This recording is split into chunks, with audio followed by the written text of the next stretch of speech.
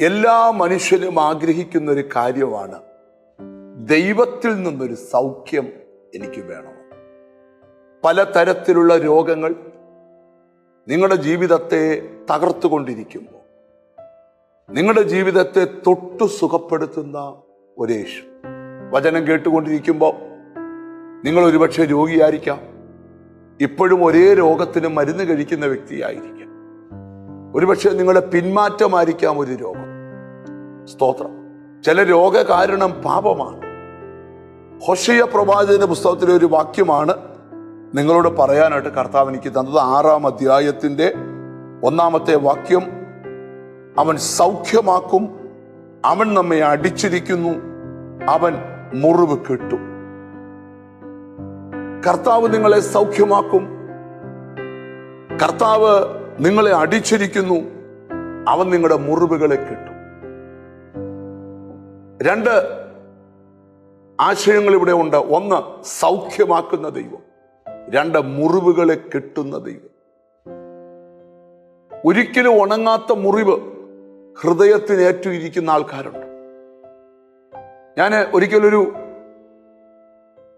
ഒരാളുമായിട്ട് സംസാരിച്ചപ്പോൾ അദ്ദേഹം പറഞ്ഞു, അദ്ദേഹത്തിന്റെ ഭർത്താവ് തന്റെ കൺമുമ്പിൽ വെച്ച് ഒരു ബസ് ആക്സിഡന്റിൽ മരിക്കുക. 13 വർഷം മുമ്പ് നടന്ന മരണം തന്റെ കൺമുമ്പിൽ നടന്നതുകൊണ്ട് തനിക്കത് മറക്കാൻ പറ്റുന്നില്ല.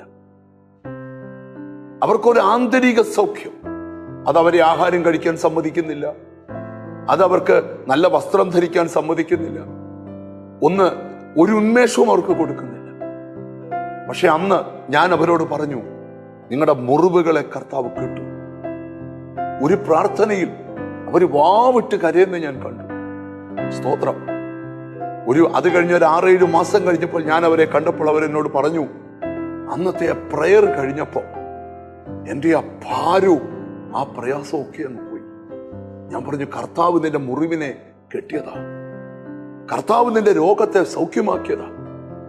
ഈ മെസ്സേജ് കേട്ടുകൊണ്ടിരിക്കുമ്പോൾ ആരാലും ഉണങ്ങുവാൻ കഴിയാത്ത മുറിവ് നിങ്ങളുടെ ജീവിതത്തിലുണ്ടെങ്കിൽ ആ മുറിവിനെ കെട്ടുന്ന ദൈവം.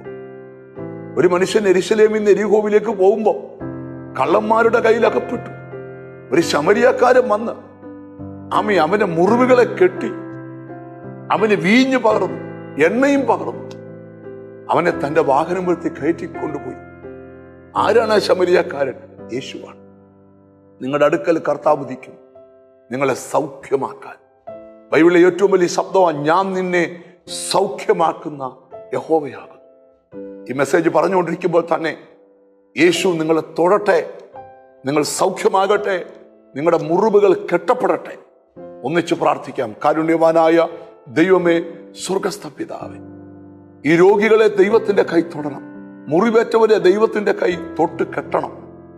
കൈകളിലോട്ട് സമർപ്പിക്കുക. എന്നോട് ചേർന്ന് പ്രാർത്ഥിക്കുന്ന മക്കളെ നിന്റെ നാമം ചൊല്ലി പിതാവിന്റെയും പുത്രന്റെയും പരിശുദ്ധാത്മാവിന്റെ നാമത്തിൽ അനുഗ്രഹിച്ച് പ്രാർത്ഥിക്കും.